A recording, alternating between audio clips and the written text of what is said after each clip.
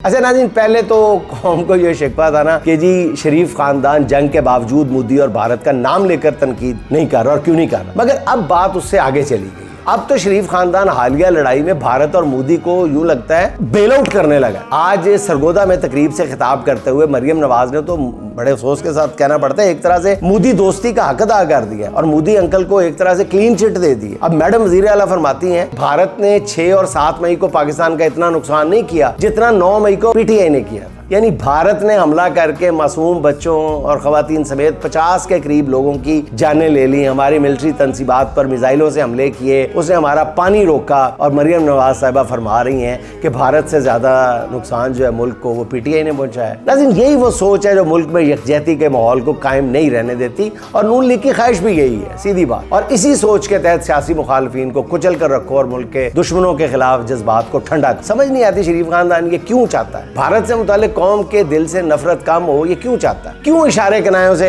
ये बताया जाता है कि मोदी पाकिस्तान का दुश्मन नहीं है सिर्फ इस वजह से कि वो आपकी बेटी की शादी में शरीक हुआ था, आपके लिए साड़ियों के तोहफे लाया था।